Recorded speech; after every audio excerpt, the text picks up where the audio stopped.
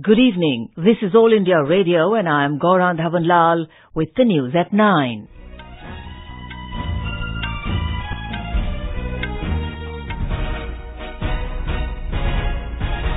The headlines. G20 nations resolve to work together for global economic growth. India strongly urges global community to deal with fugitive economic offenders. Prime Minister Narendra Modi to share his thoughts with people tomorrow in first edition of Mann Ki Baat program in his second term. Centre writes to states and union territories to fast-track rollout of One Nation, One Ration Card scheme by the end of June next year. First batch of pilgrims for annual Amarnath Yatra to leave from Jammu base camp tomorrow. And in ICC Cricket World Cup, Afghanistan set victory target of 228 runs for Pakistan at Headingley. G20 nations have agreed to make united efforts to address major global economic challenges. The countries have affirmed to work together to foster global economic growth while harnessing the power of technological innovation, in particular digitization and its application for the benefit of all. Briefing the media, India's Sherpa Suresh Prabhu said India also pitched strongly to deal with fugitive economic offenders. The issue was flagged by Prime Minister Narendra Modi. Suresh Prabhu said India strongly feels that the global community must act in unison to deal with such people committing economic offences and running away from their domicile country. He said during the summit, India also raised issues of climate change, clean energy, environment protection, agriculture and tourism. He said India also put emphasis on building quality infrastructure necessary for growth. Prabhu said Prime Minister Narendra Modi has been championing the fight against corruption at all levels by G20 members.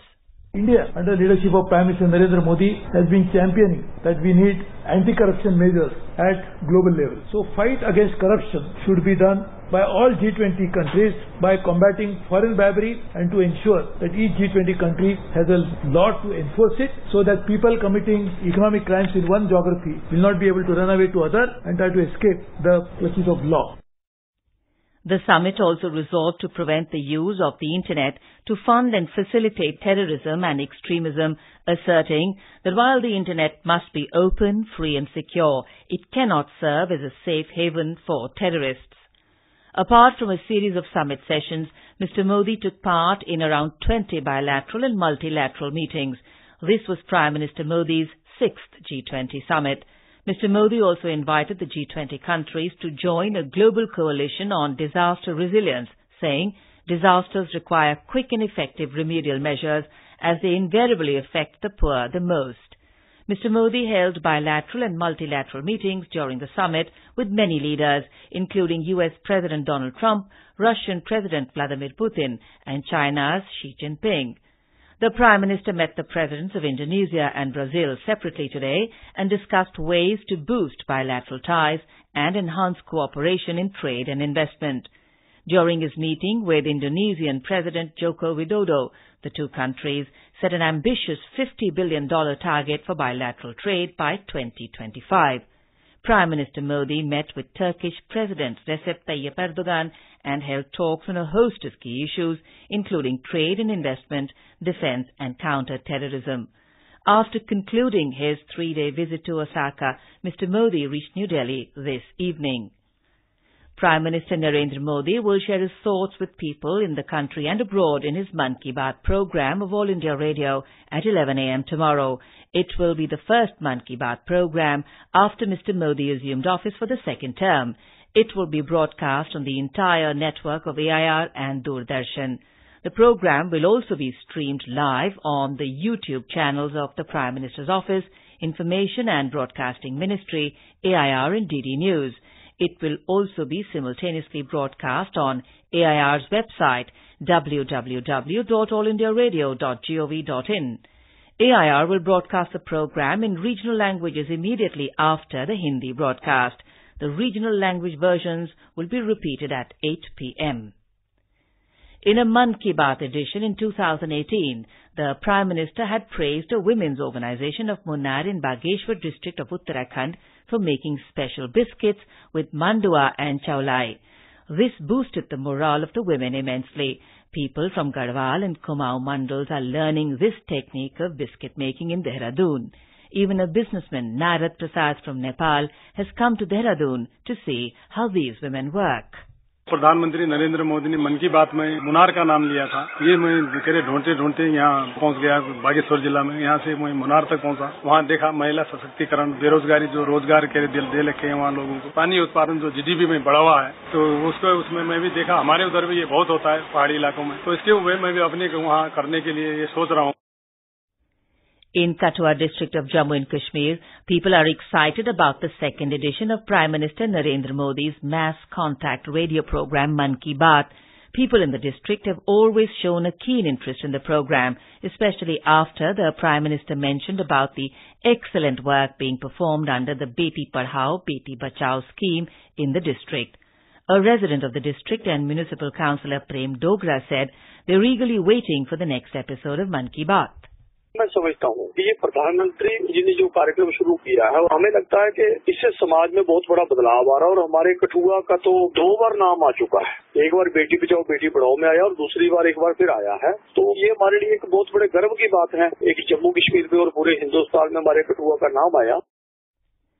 The Ministry of Environment and Forest is working on a smart campus scheme under which students would be involved in making the campus green and clean. Speaking to media persons after attending an event at Malviya National Institute of Technology in Jaipur today, Minister for Environment, Forest and Climate Change, Prakash Javadekar, said that under the scheme, recycled water will be used, which will help to conserve precious water. पानी पूरी तरह से मिले, इसके लिए हम विशेष programme water and fodder augmentation in forest areas ये शुरू कर रहे हैं। जैसे राजस्थान के जल स्वावलंबन में किया गया, उसी तरह से देश भर में ये काम होगा। Mr. Javadekar appreciated the efforts of the Ministry of HRD for making campuses clean and assured that the Ministry of Environment will work hard and hand in hand to ensure Swachh campuses in the country. The Indian Air Force, IAF, retrieved a 15-member mountaineering rescue team from the crash site of the AN-32 aircraft this evening. The team was left stranded at the camping site for 17 days since the 12th of June. On 3rd June, an AN-32 aircraft of the IAF with 13 on board went missing while on its flight to Mechuka in Arunachal Pradesh. The wreckage of the aircraft was spotted after a rigorous search and rescue operation in Siang district on 10th June. The team was deployed in the operation for retrieving the remains of the crew and the aircraft. This is All India Radio giving you the news. For quick news updates, follow us on Twitter @AIR News Alerts. The government is all set to implement the One Nation, One Ration card scheme across the country by the end of June next year. Briefing reporters in New Delhi, Food Minister Ramvilas Paswan said his ministry has written to the states and union territories to fast-track the rollout of the scheme. He said the new mechanism will ensure that no poor person is deprived of the public distribution system and PDS entitlement if the person shifts from one place to another. इसमें आंध्र प्रदेश, गुजरात, हरियाणा, झारखंड, कर्नाटका, केरल, महाराष्ट्र, राजस्थान, तेलंगाना और त्रिपुरा, ये 10 states हैं जहां किसी भी जिला में, district में कहीं भी जाकर के राशन कार्ड है आपके पास में, वहां अनाज ले सकते हैं. Mr. Paswan also said that arrangements are being made to ensure that by the 15th of August this year, beneficiaries in Andhra Pradesh and Telangana will be able to take rations from either state. In Jammu and Kashmir, the first batch of pilgrims for the annual Amarnath Yatra will leave from Bhagwati Nagar Base Camp, Jammu, tomorrow amid a multi-tier security cover. The pilgrims, including sadhus, have started arriving in Jammu from different parts of the country. Tight security arrangements have been made for yatris at the Bhagwati Nagar Base Camp. Talking to AIR News, Inspector General CRPF Ravideep Sahai said, हमने एक coordinated comprehensive plan बनाया है जिसमें CRPF, Jammu Kashmir police, राष्ट्रीय rifle, SSB, ITB का comprehensive हमारा plan है. उस प्लान को मोटे तौर के ऊपर एक तो रूट्स हो गया, कैंप सिक्योरिटीज हो गया, then how to deal with IED.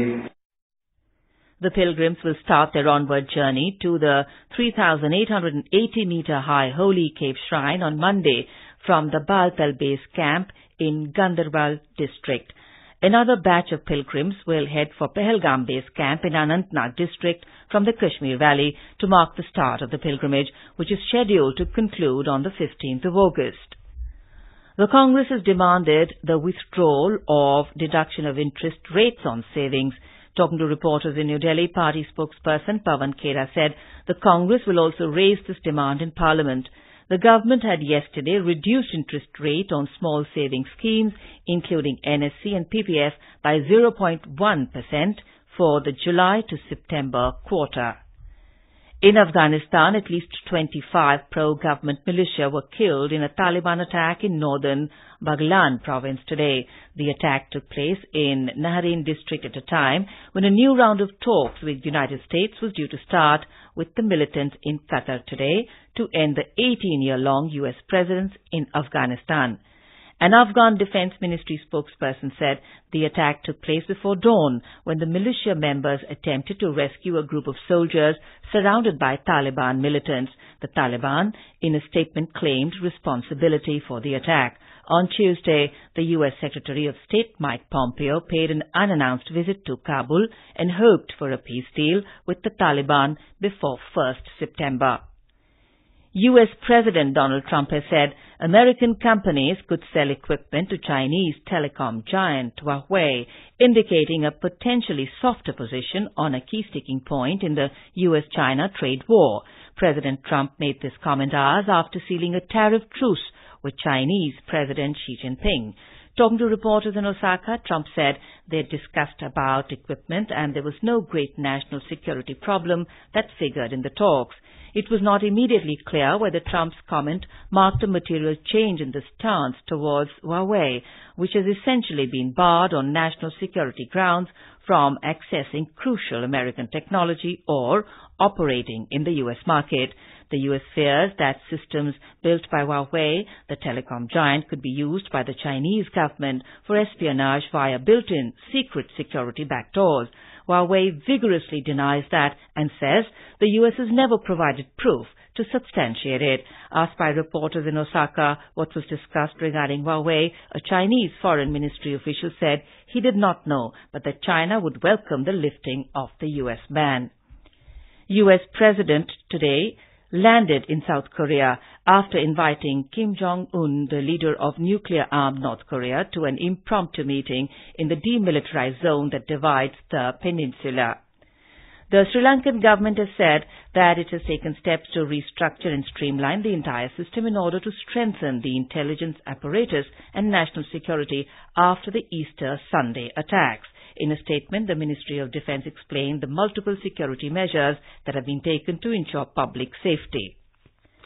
In the ICC Men's Cricket World Cup, 2 league matches are underway. In the first game, electing to bat, Afghanistan have set a 228-run victory target for Pakistan at Headingley. Earlier, electing to bat, they scored 227 for 9 in the stipulated 50 overs. For Pakistan, Shaheen Shah Afridi capped 4 wickets, while Imad Wasim and Wahab Riaz shared 2 wickets each. Chasing the target, Pakistan were 132 for 4 in 32 overs when reports last came in. In the second match at Lord's in London, electing to bat, Australia were 208 for 6 in 45 overs against New Zealand when reports last came in. Tomorrow, India take on England at Birmingham. And now, before we close, the headlines once again. G20 nations resolve to work together for global economic growth. India strongly urges global community to deal with fugitive economic offenders. Prime Minister Narendra Modi to share his thoughts with people tomorrow in first edition of Mann Ki Baat program in his second term. Centre writes to states and union territories to fast-track rollout of One Nation, One Ration Card scheme by the end of June next year. First batch of pilgrims for annual Amarnath Yatra to leave from Jammu base camp tomorrow. And in ICC Cricket World Cup, Afghanistan set victory target of 228 runs for Pakistan at Headingley. For details of these stories and more, log on to our website www.newsonair.nic.in. And that is all in the news at 9. Good night.